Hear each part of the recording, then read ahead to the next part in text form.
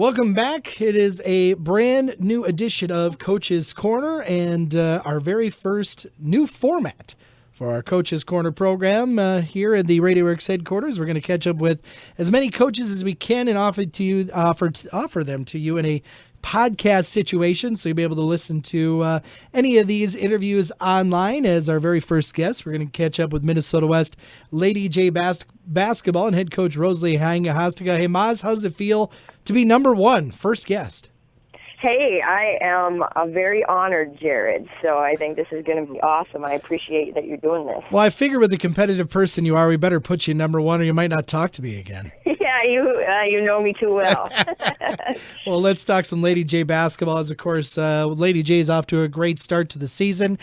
Division play coming up here just around the corner. Let's talk about the kind of last about week and a half. Let's go back to the matchup with Buena Vista. Obviously, long break, and it's always tough when you got the long break. And as well, the Lady Jays were playing going into the break. I'm sure, Coach, you're thinking, you understand you got to have the break, but I'm sure there was part of it was like, really, why now? I said that several times. If you're not playing particularly well, you think, I cannot wait for Christmas break. Then on the other hand, when you're playing really well, the last thing you want is to take a week and a half off from practice and then let alone 3 weeks off from playing a game. So, you just have to look at it in perspective. I mean, we've really been practicing since, doing some workouts in September and full bore since early October, and hopefully we're going into March. So it's a terribly long season, and it's a good thing. It's a good break for the kids. Some of them to just get to go home and be home with their families and just get away for a while and maybe refresh themselves. But the bad part is you always then have to kind of restart just a little bit and shake off some of the rust. And I think you kind of saw that when you watched us play against Buena Vista, and it was to be expected. You can't even be mad. Because you're using those games for that purpose, to maybe put in some new things, to work on some new things, but more just to get everybody back in the flow. Yeah, I would agree 100%. First half looked a little sluggish. You did lead at halftime, 35-31, and then finally we kind of saw that Lady J basketball, really saw the basketball start to move a lot, both when you're trying to push it up a little bit with your fast break and more importantly, just in the half-court offense. This is a Lady J team where, you pride yourselves on the way you move the basketball, and that's how you get assists because, you have Taylor Noyd, a good point guard, but this offense is really not a dribble drive predicated offense. It's predicated on moving the basketball and finding open shooters. Yeah, I would agree totally with you on that, Jared. We didn't do that very well in the first half, like you said, against Buena Vista, and we started to get back to ourselves in the second half. And I am so proud of this team, the way that we get assists and the way that we move the ball, and we don't, like you said, we don't have a lot of kids that maybe their first option is just to put their head down and drive and create. I think some could if we really just set it up that way, but we just have some strengths, in some other areas, and we need to find a way, to get the post the ball. That's definitely our strong point, and I think the girls understand that, and, this is probably one of the most unselfish teams that I think I've ever had. When you look at a couple of these kids, they could probably on some teams, play 38 minutes and have massive stats. And, some of them are sacrificing a little bit of their stats for the betterment of the team. And when you can get them to buy into that, good things are going to happen. For the Lady Jays, you ended up getting the 75-66 victory. Catherine Einen, 25 points. I had her for 17 rebounds. And we've talked about this plenty of times before, just between us, about what Catherine does. She is just that. To me, she's the glue player. She's the player, some call it the garbage player, whatever you want to call it. She's somebody who is a hard worker. You're never going to outwork her on the court. It's impossible. It's so much fun to watch. She's great getting position. She can finish with either hand. How many offensive rebounds did she get against BV, and just able to kind of finish. And you don't really run a whole lot of plays for her, but yet there she is putting up like 18 to 20 every night. And that's just a testament, I think, to her, one, basketball knowledge, and two, that work ethic. I just can't say enough about, what Catherine does for us out there. And like you said, nobody works harder than her. I mean, you don't find a lot of kids that their number one focus when they get out there is to get a rebound, to get themselves. And she just, like you said, she knows how to read the shot and knows how to find a way to get that rebound. Some people, they're there, but maybe don't understand. I don't know if it's angles or, some of those things, but she just always kind of has a nose for the ball. And, she just had a monstrous week coming back. She had 3 double-doubles, each night, and she just creates so many things, so many second opportunities for us. And like you said, she just her motor goes 100% all the time. I mean, she's just constantly working, and just what a fun player to watch. Yeah, I mean, and I'm being 100% honest here. In 11 years of doing high school sports, I mean, she is one of the best backside offensive rebounders I've ever seen. For that reason, she understands the angle, she knows how to get position, and more importantly, she does such a good job of pushing with her lower body and her hips. She hardly ever has her arms like on the back of somebody, and that's kind of how you get some of those touch fouls where a person will jump and you kind of got your forearm on their back, and the officials see that and sometimes ring you up. So she's so good at just keeping her hands up, but then using her lower body strength to get position. Yeah, exactly. And I mean, that's just a testament. She had some good coaches when she was younger. I think some kids maybe just have the knack, but they had to have been taught that a little bit too, I think. And so that's, it's fun to watch. Emily Hauberk had 11, and I thought what was great to see for Emily is she buried a couple threes early, and obviously very talented young lady from Carroll, and we were talking about it before too. We knew it was going to come for her, and she's getting more comfortable about when to shoot, looking for her shots. So she looks better and better offensively in the half court. And along with her and Taylor Noyd, that's a backcourt combo that can really put a lot of pressure on somebody, especially I think half court man-to-man defense. Yeah, they both play such good defense, and Emily creates lots of things, steals, and does a lot of little things, I think, that help us on the defensive end so much. So, the offensive end has been a little bit of a learning curve for her, and it's really coming around, like you said. She, before, I think, just press and just thought, I got to get that shot off, I got to get a basket to fall, and now she's figuring out, okay, I can, like we talked about a lot of times with that three-point shot, and we've been seeing a lot of zone lately too, and which I think will continue, and you almost want to say, you know what, you're going to get that shot, that three-point shot on the wing, you're going to get that, especially with our post, people are going to sag down, and I said it's probably not a good shot, the first pass, entry pass, fire up a three. I think she's learned that we need to reverse the ball, sometimes work against the zone and come inside out, and then you're really going to get a shot where you're really set, you're ready to go, and I think she's really figuring that out, and that's fun to see because, she's going to be a huge part. I mean, we got to knock down those shots outside, and she's very capable, and she's had games now this weekend where she had, I think, 7 assists and 4 assists, and so she's looking for her teammates and really kind of just seeing the floor now. I think the game has slowed down for her, and that's usually one of the biggest Achilles heels of freshmen. The game is just so fast, and that finally when you get to that point where you can slow things down, then things really start to click.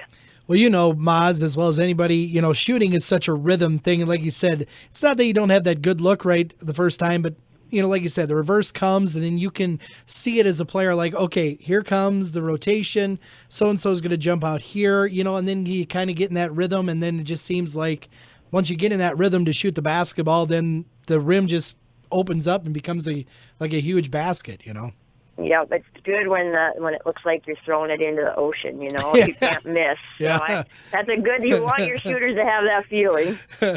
Lady Jays up this weekend at the Central Lakes Classic in Brainerd, picked up a pair of wins Friday, an 83-64 win over the Central Lakes Raiders, and talked about the balance of this team.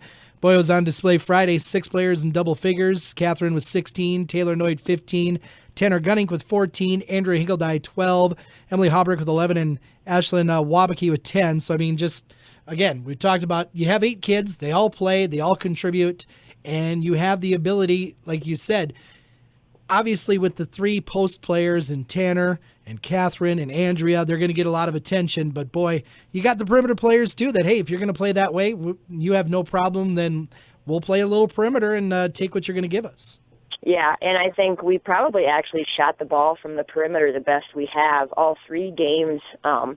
this week and hit some threes, and just hit some of those outside shots. So that's huge for us because, like I said, I keep telling them I think we're going to see zone, in just an incredible amount of time. And if it's not a zone, it's going to be some teams that are sagging off and doubling down. And so the guards know that, and they've been working hard, and I think they're getting more comfortable, and their shots are starting to fall. Ashlyn really had a good weekend shooting the ball, and she's a great shooter. I told her the other day she's got one of the softest touches and best rotation on the ball that I think I've seen in a shooter. And so, she can really, like you said, get in a rhythm and do some damage from the outside. So, but how fun to look and have 6 kids in double figures, 5 kids in double figures. I know when I'm scouting other teams and I try to put up a defensive plan, just drives me crazy when I'm like, well, crud, who do we guard? Yeah. And so I think when other teams kind of look at our stats, it's kind of, I always tell them they're going to have to pick their poison against us. And I think that it just makes you so solid when you can score outside, you can score inside, you can, we all pass the ball very well, and it's just fun. Taylor Noyd with 10 assists also in that victory. And again, what do you say about having a sophomore point guard other than it's such a luxury to have? And, we really saw last year Taylor really toward the end of the year mature in terms of like, I'm just thinking back to her freshman year where, you had to yell at Taylor sometime to take open shots, and then we finally start to see her get more comfortable with that line every point guard goes through with, yes, trying to find your teammates and getting in the offense, but at the same time, sometimes you have to take it yourself. And, Taylor's just kind of continued that into a solid start to her sophomore year. Yeah, we go as Taylor goes. She is just she's the cog that runs our engine, I think, if you want to keep using metaphors. But, it's so, life is good when you got Taylor out there. It's funny when we do a press break.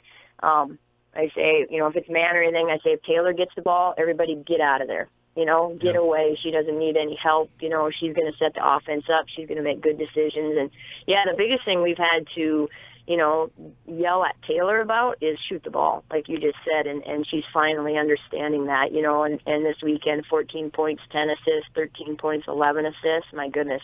Yeah. She just creates for everybody else, and sometimes you actually just kind of lose Taylor. She just does so many things, you take her for granted, and you're kind of, she's playing well, she's doing good things, you kind of expect that from her, but then you look at the stat line, and you're like, oh my gosh, 5 steals, 6 steals, double-figure assists, double-figure points. She got 5 rebounds, 6 rebounds each game, and you just, it's like, wow, she really does everything very well for us. She's fearless, 5'6" and fearless. She is fearless. It's a lot of fun to watch. How small she is. Yeah, I forget how small she is sometimes. I list her at 5'5" or 5'6", and she's like, Coach, I'm not that tall. And then I'll watch her next. I'll look at her out there, and I'm like, oh my gosh. She really is tiny, but she doesn't play tiny. No. She plays, like you said, fearless and tough. She is fearless. Yeah, it's fun to watch. Lady Jays then Saturday get a win over Vermillion, 81-39. However, you were trailing 17-15 after the first quarter, but what a response by the ladies. I think it was 26-2. You outscored them in the second quarter and never looked back on the way to the win.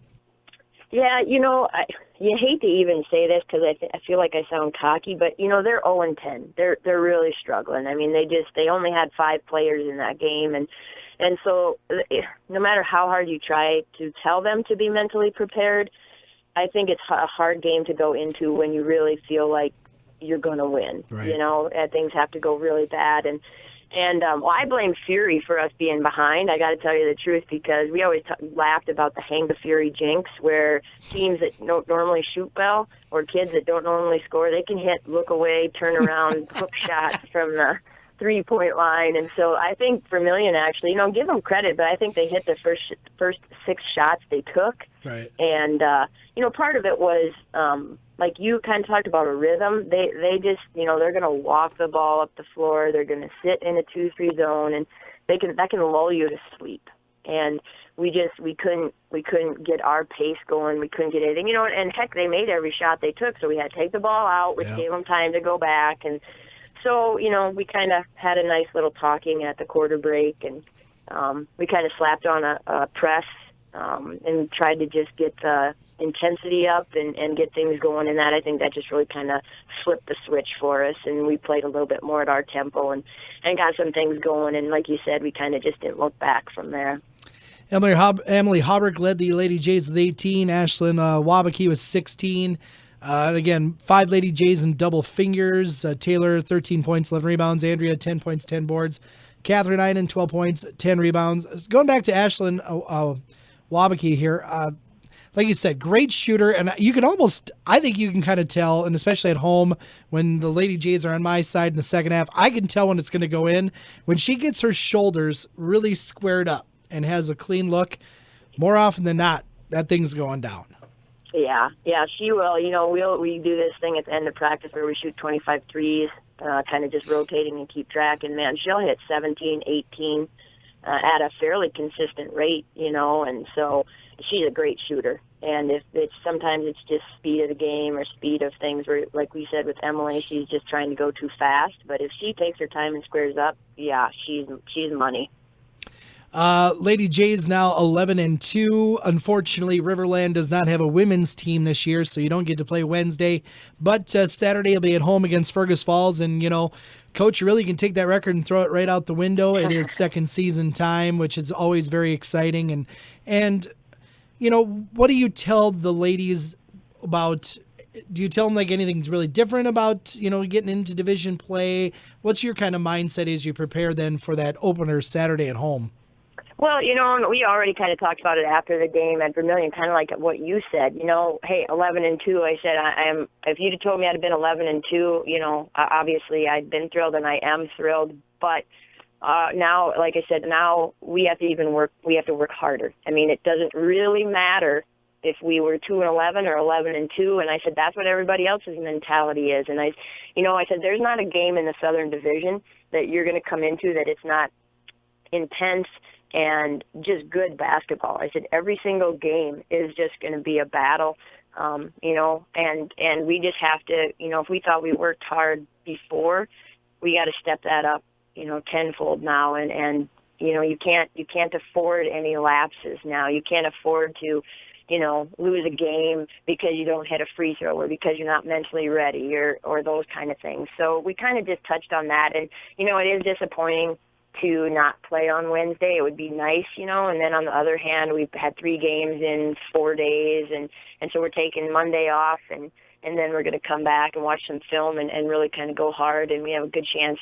Fergus Falls is a very good team. They're starting to play extremely well here at the end of break and now the beginning here. I've watched a couple things on them this weekend. They really played well. So, yeah, we have to be ready. You know, the sophomores know what the division is like, which is nice. I've got 3 great leaders, 3 sophomores that are just, you know, doing an awesome job of helping these freshmen along. And so I think we'll be ready. It's going to be a grind. There's no doubt about it. And the thing about it is we said we have some pretty lofty goals for ourselves. You know, 11-2 is one of them. Now we can check that off, but now we got to work harder to achieve some things that we would really like to here in the second half.